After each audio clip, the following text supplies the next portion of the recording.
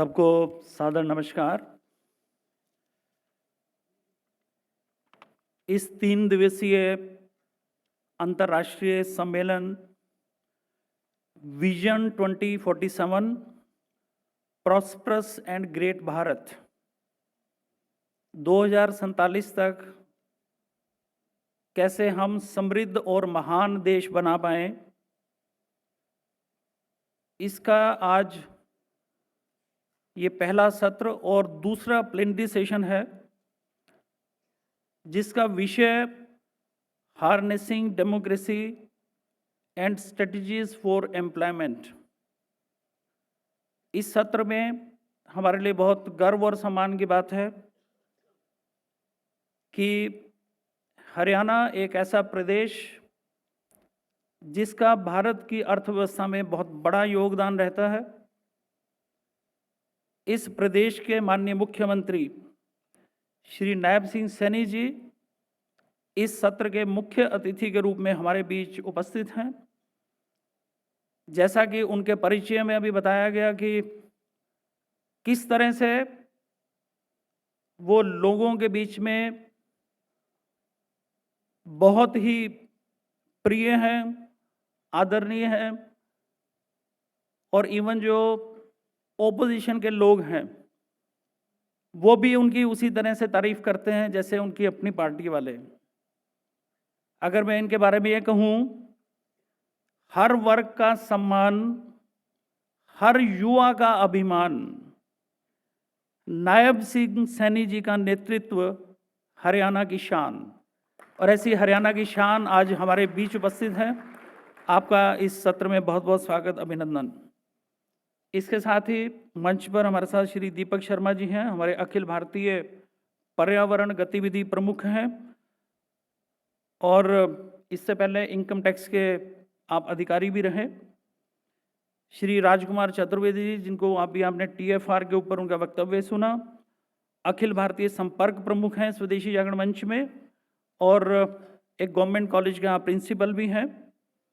इसी तरह से Shri AS Mittal ji, vice chairman Sonalika group, Sonalika tractors हम सब लोग जानते हैं, ऐसे बड़े इंडस्ट्रियलिस्ट हमारे बीच में आज उपस्थित हैं। आपका बहुत बहुत स्वागत, अभिनंदन। और श्री राजकुमार गोयल जी, MD हैं आप SLR मेटालिक्स के, जिनको भी आपने सुना। तो ये आप देखते हैं कि एक पूरी टीम हमारे बीच में एंटरप्रेन्योर्स की, इंडस्ट्रियलिस्ट की, एकेडमिशियंस की और राजनीतिक क्षेत्र से आए हुए नेतृत्व करने वाले लोगों की है। मुकेश गुप्ता जी हमारे चेयरमैन हैं ग्राफिक्स एड्स के, तो आप भी एक बहुत बड़े एंटरप्रेन्योर हैं। तो आप सबका और जितने भी गणमान्य हमारे विद्वतजन यहाँ उपस्थित हैं, आप सबका बहुत बहुत स्वागत, अभिनंदन। इसी स्वागत के क्रम में मैं चाहूँगा कि हमारे बीच में बहुत सारे शख्सियत हैं यहाँ पर, मैं नाम लेकर उनका स्वागत करना चाहूँगा। हमारे श्री कश्मीरी लाल जी, राष्ट्रीय संगठक स्वदेशी जागरण मंच, आपका बहुत बहुत स्वागत। श्री R सुंदरम जी, राष्ट्रीय संयोजक स्वदेशी जागरण मंच, आपका बहुत बहुत स्वागत, अभिनंदन। श्रीमान सतीश जी हमारे राष्ट्रीय सह संगठक हैं, जिनके प्रेरणा से ये सारा कार्यक्रम चल रहा है, आपका बहुत बहुत स्वागत, अभिनंदन। श्री भगवती प्रकाश शर्मा जी हमारे राष्ट्रीय सह संयोजक हैं, आपका बहुत बहुत स्वागत, अभिनंदन। और बहुत सारे हमारे डायरेक्टर्स, वाइस चांसलर्स यहाँ उपस्थित हैं, हमारे एस्टीम्ड फैकल्टी मेंबर्स, हमारे शोधार्थी, विद्यार्थी और जितने भी डेलीगेट्स यहाँ पर हैं, आपका सबका भी बहुत बहुत स्वागत, अभिनंदन है। इसके साथ ही हमारे साथ श्री B सुरेंद्रन जी हैं, आप संघ के वरिष्ठ प्रचारक हैं, पूर्व में विद्यार्थी परिषद में भी संगठन मंत्री रहे, अभी भारतीय मजदूर संघ के आप संगठन मंत्री हैं, आपका केंद्र दिल्ली में, आपका बहुत बहुत स्वागत, अभिनंदन। इसी तरह से हमारे साथ श्री संजय पांचपोरे जी हैं। संजय जी, आपका बहुत बहुत स्वागत, अभिनंदन, आप संघ के प्रचारक हैं आप भी। और श्रीमान सुरेंद्रन जी, श्रीमान सुरेंद्रन जी राष्ट्रीय संगठन मंत्री भारतीय मजदूर संघ, धन्यवाद, आपका पहले हो गया। आप सबका बहुत बहुत धन्यवाद। अभी आप आज के विषय को मैं संक्षिप्त रूप से समझाने के लिए मुझे कहा गया है। तो अगर हम आज के विषय की बात करें तो अक्सर 3 प्रॉब्लम्स की लोग बात करते हैं। अब ये 3 प्रॉब्लम्स हैं क्या? पहली तो है कि आदमी के पास काम नहीं, जिसके बारे में अभी चर्चा भी करी गई। दूसरी क्या है, काम के लिए आदमी नहीं मिल रहे। ये हमारे इंडस्ट्रियलिस्ट बैठे हैं, ये कहेंगे काम के लिए आदमी नहीं मिलते। और तीसरी समस्या क्या है कि काम के लिए रखे हुए आदमी किसी काम के नहीं है। अभी जरा इनको समझने का प्रयत्न करेंगे है क्या चीज, हम लोग क्यों ऐसी बात करते हैं कि आदमी के पास काम नहीं है, यानी कि बेरोजगारी है। और ये एक स्टेटमेंट अपने आप में ज्यादा ठीक नहीं है, बेरोजगारी तो है। इसको समझने का प्रयास करते हैं कि रोजगार कहाँ से आता है। 2% के करीब रोजगार हमारा आता है सरकारी क्षेत्र से, सरकारी नौकरियों के माध्यम से। लगभग 6-7% रोजगार आता है हमारा कारपोरेट सेक्टर, प्राइवेट सेक्टर, जो कि ऑर्गेनाइज्ड, जहां बढ़िया तनख्वाह मिलती है, सैलरी मिलती है, छुट्टी पे चले जाएं तो आपकी सैलरी कटती नहीं है, इंश्योरेंस कवर मिलता है। टोटल मिलाकर 8%, ये एक अच्छी नौकरियां अवेलेबल हैं। 15-20% हमारे पास कॉन्ट्रैक्ट वर्कर्स हैं, जहां पर सैलरी 15,000 18,000 प्रति मास। और इतनी ही लगभग कैजुअल वर्कर्स हैं, जहां पर कभी 10 दिन की, 1 महीने में नौकरी मिल गई, कभी 15 दिन की, कभी 20 दिन की, और बहुत अच्छी किस्मत हुई तो पूरा महीना मिल गई। यानी कि उनकी मासिक इनकम 10,000 या उससे भी कम है। टोटल मिलाकर ये सब बनता है लगभग 38% के करीब। Remaining 60 to 62% employment we get from the self employment. स्वरोजगार के माध्यम से हमारे को सारा रोजगार, चाहे तो वो हमारा कृषि क्षेत्र हो, जो कि लगभग 50%, 45 से 50% लोगों को रोजगार दे रहा है आज की डेट में भी। MSME के माध्यम से आता है, अनऑर्गेनाइज सेक्टर के माध्यम से ये रोजगार सभी को मिलता है। तो जब हम कहते हैं कि आदमी के पास काम नहीं है, तो बेरोजगारी तो लगभग 4%, 5%, और कभी बहुत ज़्यादा हुआ तो 7-8%। ज़्यादा पढ़े लिखे युवाओं में कभी कभी ये 17%, 18%, PG, पोस्ट ग्रेजुएट, PhD, इस तरह के लोगों में। ज़्यादा समस्या ये 3-5% पूरे वर्ल्ड में है। बहुत सारे देश ऐसे जहाँ पर बेरोजगारी की दर इससे भी ज़्यादा है। हमारी मेन समस्या है अंडर एम्प्लॉयमेंट, जिसको हम रोजगार मानते नहीं हैं। किसी भी कृषि क्षेत्र में लगे हुए व्यक्ति से पूछेंगे तो उसके पेरेंट्स यही बताएंगे कि ये बेकार है, खाली है, कोई काम नहीं है, जबकि वो भी कहीं ना कहीं लगा हुआ है। कैजुअल कॉन्ट्रैक्ट वर्कर से पूछेंगे तो वो भी यही कहेगा जी मैं खाली हूँ, कुछ नहीं है। तो ये हमारी एक डिस्गाइज्ड एम्प्लॉयमेंट है। हमारे मेन समस्या एक अंडर एम्प्लॉयमेंट की भी है, बेरोजगारी के साथ साथ इसको हमें समझना चाहिए। दूसरी बात मैंने कही कि काम के लिए आदमी नहीं मिल रहे, यानी कि इंडस्ट्री की जो रिक्वायरमेंट है, जो फील्ड ऑर्गेनाइजेशंस, जो फील्ड की रिक्वायरमेंट है हमारी, उसके हिसाब से there is a skill gap. वो स्किल गैप इसलिए है कि हमारे पास स्किल्ड वर्कर्स की कमी है। कहीं ना कहीं हम पिछले कुछ वर्षों में, पिछले 10 वर्षों में बहुत अच्छा प्रयास हुआ है, कहीं उससे पहले हम इसमें लैग कर गए कि जो हमारी एजुकेशन के माध्यम से स्किलिंग को हमने ब्रिज करना था, उसमें कहीं चूक हुई।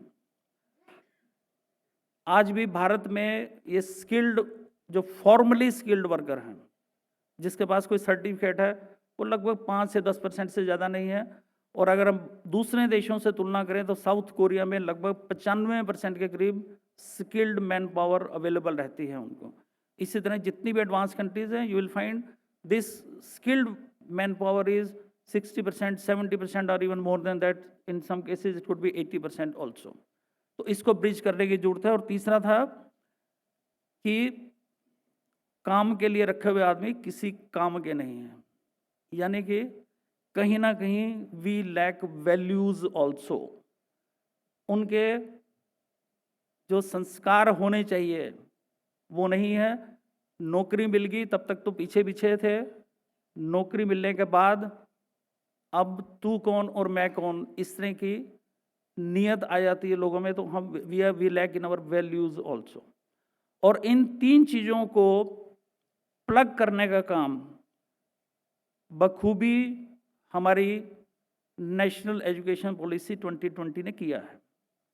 नेशनल एजुकेशन पॉलिसी 2020 को मैं बताना चाहूँगा, माननीय मुख्यमंत्री जी के मार्ग निर्देशन में, इनके दिशा निर्देशन में हरियाणा ने और हरियाणा में कुरुक्षेत्र विश्वविद्यालय ने शायद पूरे देश में इस NEP 2020 को इसके सभी प्रावधानों के साथ अपने UG PG प्रोग्राम्स में इवन एफिलिएटेड कॉलेजेस तक इसको लगा दिया है।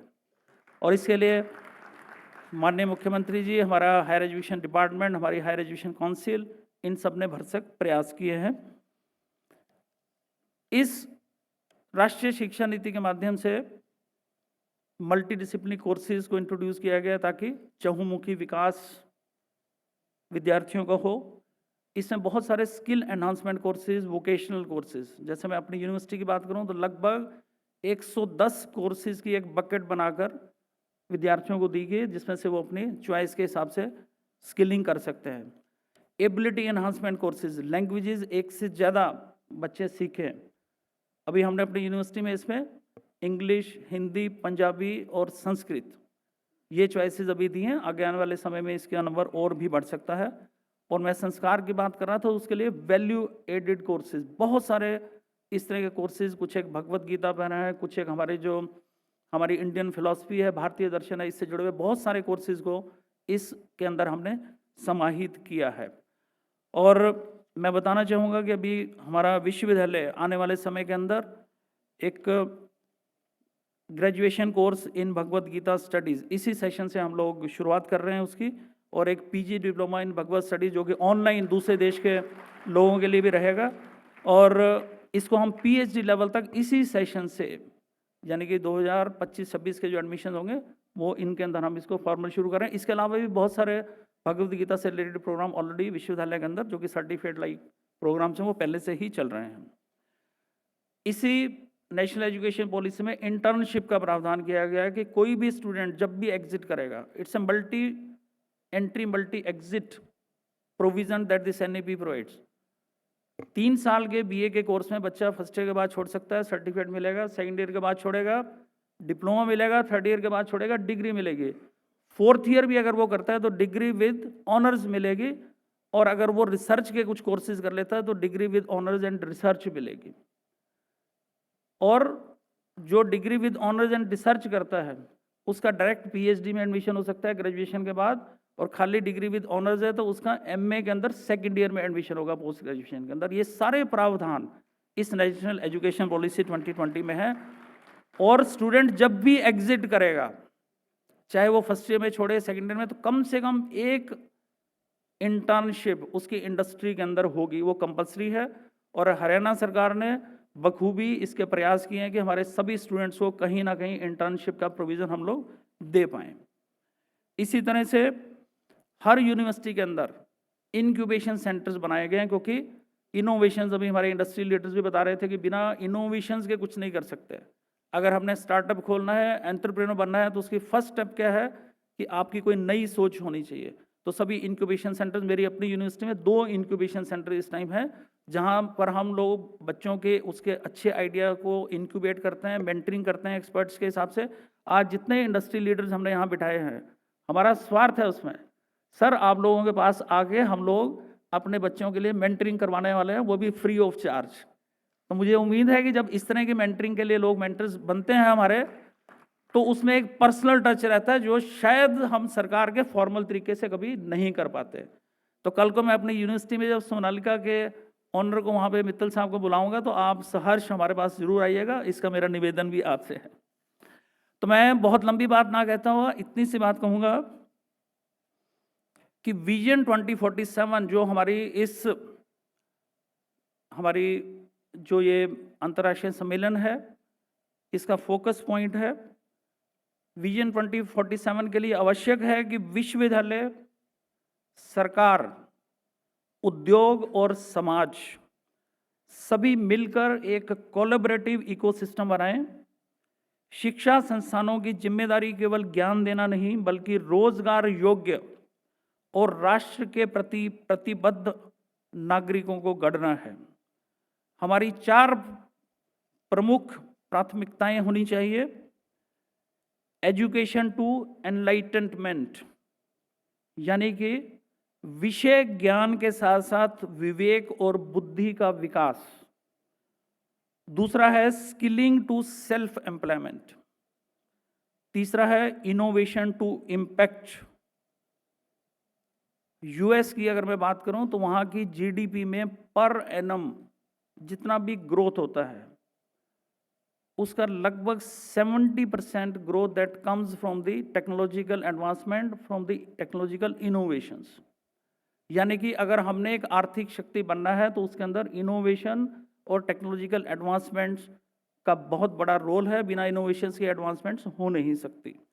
और चौथा है एंटरप्रेन्योरशिप टू एम्प्लॉयमेंट जनरेशन, उद्यमिता से सशक्तिकरण। बिना उद्यमिता के कुछ नहीं होगा। बड़े बड़े उद्यमी हमारे साथ बैठे हैं, बहुत लोगों को आप रोजगार देते हैं। वही रोजगार अगर हम फॉर्मल तरीके से देने का प्रयास करें तो शायद हम उसमें कभी सफल नहीं हो सकते। तो इसलिए इन सब का, उद्योग जगत का, सरकार का, शिक्षा जगत का और समाज का, इनका आपस में सहयोग बहुत जरूरी है। तभी हम अपने इस स्वप्न को कि हमने 2047 तक एक समृद्ध और महान देश बनना है, अवश्य ही पूर्ण कर पाएंगे। ऐसे मुझे पूर्ण विश्वास है। धन्यवाद। जय हिंद।